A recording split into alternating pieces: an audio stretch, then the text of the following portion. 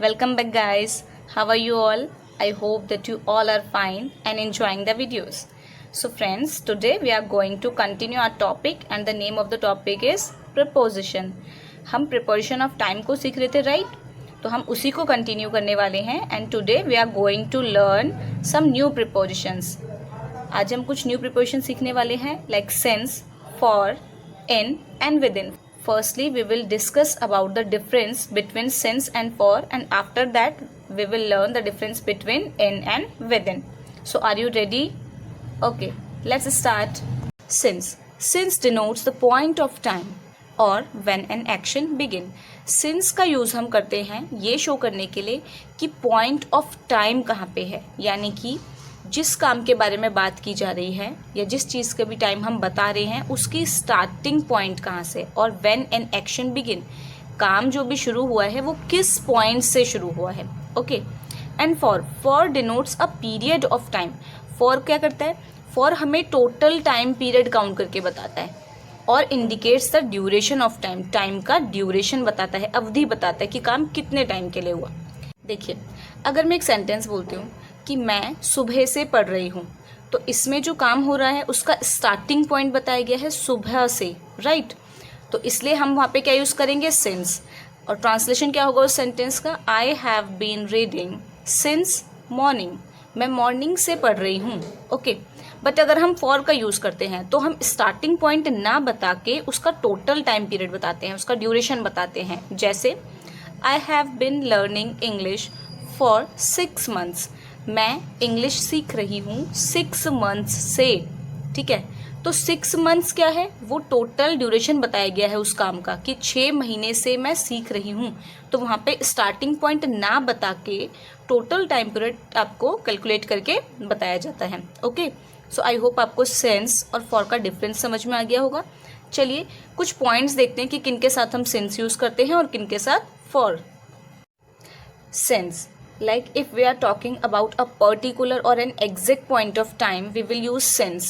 जैसा कि मैंने भी आपको बताया कि जब हम पर्टिकुलर पॉइंट ऑफ टाइम बता देते हैं, ठीक है, या फिर ये बता दें कि काम कब शुरू हुआ है, वो उस स्टार्टिंग पॉइंट को बताते हैं, तब हम सिंस यूज़ करते हैं. लाइक सिंस 7 o'clock, 7 बजे से. तो ये स्टार्टिंग पॉइंट है, ठीक है, किसी भी चीज़ के होने का, किसी भी काम के होने का. लाइक 12 जून, 12 जून से, तो वो स्टार्टिंग पॉइंट है. सिंस लास्ट वीक, पिछले सप्ताह से. So last week. Since 2002, it is also a point of time, right, और a starting point we can say. Since my childhood, मेरे बचपन से, तो ये भी स्टार्टिंग पॉइंट है. सो ये सभी जो मैंने आपको ये टर्म्स बताए हैं इन सब के साथ हम सिंस यूज़ करते हैं. Now have a look at for. अब फॉर को देखते हैं. फॉर 3 hours, अगर हम कहते हैं कि वह 3 घंटे से खेल रहा है, तो हमने क्या कहा? 3 घंटे से, यानी कि अभी जो टाइम है उससे पहले जो 3 घंटे हैं उनसे वो खेलना शुरू करा है उसने, वो टोटल टाइम पीरियड बता दिया है. ठीक है. तो एग्जैक्ट वो टाइम ना बता के कि इस पॉइंट से शुरू हुआ था, ये ना बता के उसका टोटल ड्यूरेशन बता दिया कि 3 घंटे से. Okay. For several days, for a long time, एक लंबे समय के लिए. तो यहाँ पे भी फॉर यूज़ किया. क्यों? क्योंकि यहाँ पे हमने एक एग्जैक्ट स्टार्टिंग पॉइंट ना बता के टोटल टाइम पीरियड हम एक टाइप से बता रहे हैं कि फॉर अ लॉन्ग टाइम, बहुत लंबे समय से. 2 years, लाइक वह 2 साल से सिंगिंग सीख रहा है, तो 2 साल आपको ड्यूरेशन बता दिया, टाइम पीरियड बता दिया है. ठीक है. एग्जैक्ट टाइम ना बता के कि कहाँ से उसने सीखना शुरू किया था, आपको टोटल टाइम कैलकुलेट करके बताया है जो अभी तक हो चुका है, right.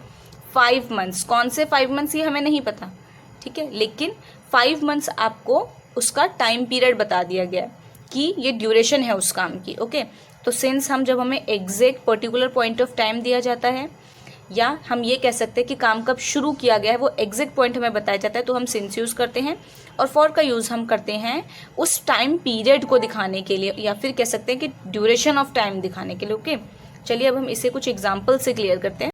Have a look at this example. I have been studying since 10 AM. मैं 10 AM से पढ़ रही हूँ. So 10 AM क्या है? ये स्टार्टिंग पॉइंट है उस काम के होने का, है ना. मैं 10 बजे से पढ़ रही हूँ, तो मैंने पढ़ना कब शुरू किया?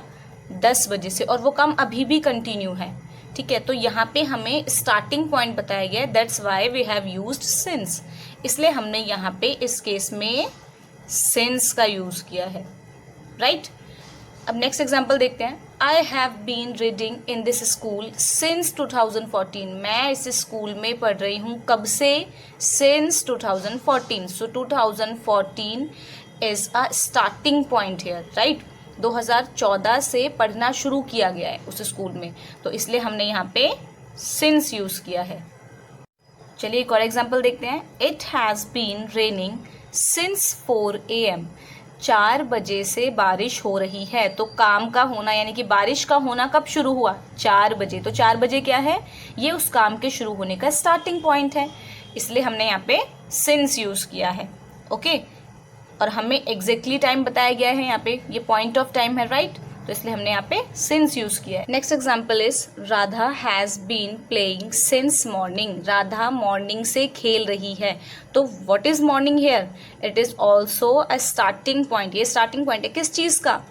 वर्क के होने का. तो क्या कर रही है वो? खेल रही है. कब से? Since morning. तो मॉर्निंग, आफ्टरनून, इवनिंग, इनके साथ हम क्या यूज करते हैं? सिंस यूज करते हैं, क्योंकि ये क्या डिनोट करते हैं? ये एग्जैक्ट पॉइंट ऑफ टाइम को बताते हैं या स्टार्टिंग पॉइंट बताते हैं हमें. ठीक है, नेक्स्ट एग्जाम्पल देखिए. He has been learning French for 2 months. वह फ्रेंच सीख रहा है 2 महीने से. ठीक है, तो आप मुझे यहाँ पे बताइए, यहाँ पे हमें पर्टिकुलर बताया गया कि 2 months कब स्टार्ट हुए थे? नहीं, इसने हमें बता दिया कि टोटल जो अभी तक वो सीख रहा है उस टाइम को कितना टाइम हो गया, इसने कैलकुलेट करके आपको बता दिया 2 months. तो स्टार्टिंग पॉइंट एग्जैक्टली ना बता के ये हमें पीरियड ऑफ टाइम बताता है कि काम कितने टाइम के लिए हुआ है, कितने टाइम से हो रहा है. ठीक है, लेकिन एग्जैक्टली पॉइंट वहाँ पे हमें नहीं पता चलता कि स्टार्टिंग पॉइंट क्या है. सो यहाँ पे जो ये 2 months हैं, ये क्योंकि पॉइंट ऑफ टाइम या स्टार्टिंग टाइम ना बता के टोटल टाइम पीरियड को बता रहे हैं, इसलिए हमने यहाँ पे फॉर यूज किया है. Okay, next example is he has been living here for 2 years. वह यहाँ रह रहा है. कब से? 2 years से, 2 सालों से. ठीक है, तो यहाँ पे हमें जो 2 years बताया गया वो क्या बताया गया है? ड्यूरेशन बताया गया है. पीरियड ऑफ टाइम को यहाँ पे डिनोट कर रहा है 2 years, राइट. क्योंकि स्टार्टिंग पॉइंट आपको एग्जैक्टली नहीं बताया गया कि उसने 2003 में रहना शुरू किया या 1975 में रहना शुरू किया. नहीं, उसने टोटल आपको बताया कि 2 years से रह रहा है, तो एग्जैक्ट टाइम नहीं बताया, तो इसलिए हमने यहाँ पे फॉर यूज किया है. तो ऐसे टाइम को शो करने के लिए 2 months, 2 years, several days, for some months, तो इनके लिए हम क्या यूज करते हैं? फॉर यूज करते हैं. ओके, नेक्स्ट एग्जाम्पल देखते हैं. I slept for 8 hours. मैं सोई कितने टाइम के लिए? 8 hours के लिए. तो 8 hours आपको टोटल टाइम पीरियड बताया गया है. ठीक है, तो इसलिए हमने यहाँ पे फॉर यूज किया है. Let's see this example. I have been studying for 3 hours. मैं 3 घंटे से पढ़ रही हूँ. तो मैं कितने टाइम पीरियड के लिए पढ़ रही हूँ? 3 घंटे से पढ़ रही हूँ. तो यहाँ पे एग्जैक्ट टाइम ना बता के कि मैंने इतने बजे पढ़ना शुरू किया, लाइक मॉर्निंग में या 10 o'clock पे, तो ऐसा एग्जैक्ट टाइम ना बता के आपको टोटल टाइम पीरियड बताया गया है, तो इसलिए हमने यहाँ पे फॉर यूज किया है. सो आई होप कि आपको सिंस और फॉर का यूज बहुत अच्छे से समझ में आ गया होगा and you all will be able to do it by yourself. आप इसे अपने आप कर सकेंगे कि सिंस का यूज हम एग्जैक्ट पॉइंट ऑफ टाइम के लिए करते हैं जहाँ से काम शुरू हुआ हो ये बताया जाए. ठीक है, एंड फॉर का यूज हम कब करते हैं? जब हमें एग्जैक्ट स्टार्टिंग टाइम ना बता के टोटल टाइम पीरियड बताया जाए, ड्यूरेशन बताई जाए. ओके, तो अब हम use of in and with in को सीखते हैं. इन और विद इन दोनों ही प्रिपोजिशन ऑफ टाइम है, क्योंकि ये दोनों ही हम टाइम को शो करने के लिए यूज़ करते हैं. ओके, कई बार हम इन दोनों के बीच में बहुत कंफ्यूज होते हैं कि कहाँ पे इन और कहाँ पे विद इन. आज हम इन्हीं दोनों का डिफरेंस सीखने वाले हैं, क्योंकि इन दोनों के बीच में दिखने में तो एक बहुत ही छोटा सा डिफरेंस होता है, बट अगर हम उनका यूज़ देखें तो एक्चुअल में उनके बीच में डिफरेंस है. ओके, तो आज हम इन्हीं दोनों को सीखने वाले हैं. In denotes at the end of a period of time in the future. In means हम जनरली में बोलते हैं, पर जैसे कि मैंने आपको पहले भी बताया है कि आपको हिंदी से ही लिंक करके बिल्कुल उस पर डिपेंड होकर नहीं चलना है, क्योंकि अगर हम इन्हें सिर्फ हिंदी पे डिपेंड रह के सीखेंगे तो फिर उनके यूजेस पूरे नहीं हो पाते हैं. ओके, तो इनका यूज़ क्या होता है? इन डिनोट करता है एक पीरियड ऑफ टाइम को, कि इस टाइम पीरियड के ख़त्म होने तक. ठीक है, जैसे कि हम कहते हैं कि मैं 2 मिनट में आ रहा हूँ, तो हमने क्या कहा? जो फ्यूचर में आने वाले 2 मिनट हैं, तो 2 मिनट में, तो में यहाँ पे दिखाता है कि जब वो 2 मिनट ख़त्म होंगे तब मैं आ जाऊँगा. अब वहाँ पे इनमें क्या होता है? श्योरिटी नहीं होती है कि 2 मिनट ख़त्म होने पर 2 से आपके 3 भी हो सकते हैं. तो जब कभी भी कोई आपसे कहे कि इन तो आप समझ जाइए कि अगर इन बोला है तो वहाँ पे शॉर्टी नहीं है कि इतने टाइम पीरियड में ही वापस आ जाना होगा, ठीक है। तो उस टाइम के ख़त्म होने तक को डिनोट करता है इन, और कभी कभी उससे बाद के भी, ठीक है। But with in denotes before the end of a certain period of time. With in क्या शो करता है, अगर हमने किसी को एक सर्टेन पीरियड ऑफ टाइम दिया हुआ है तो उसके ख़त्म होने से पहले, तो यानी कि अगर कोई आपसे कहता है I will come back with in 10 minutes, तो इसका मतलब 10 मिनट ख़त्म होने से पहले ही उसे वापस आना है। तो वहाँ पे क्या होता है, एक टाइम लिमिट है, उस टाइम लिमिट के ख़त्म होने से पहले ही वो काम हो जाना चाहिए, ठीक है। बट इनमें क्या होता है, एट द एंड ऑफ, उस टाइम के ख़त्म होने तक, ठीक है। चलिए अब कुछ एग्जाम्पल से हम इनके डिफरेंस को सीखते हैं।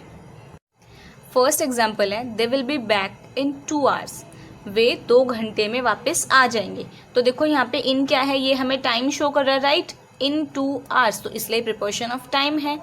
अब यहाँ पे जो इन है, तो इन ने क्या शो किया कि उनके वापस आने का टाइम क्या है, 2 घंटे। तो इनके केस में होता है eight the end of time period, तो उस टाइम पीरियड के एंड में, यानी कि जब 2 घंटे होंगे तब वो वापस आएगा। लेकिन यहाँ पे एक सर्टेनिटी नहीं होती कि 2 घंटे में वापस आ जाएंगे, 2 से थोड़ा सा ऊपर भी हो सकता है, ठीक है। तो इस चीज़ का हमें ध्यान रखना है यहाँ पे।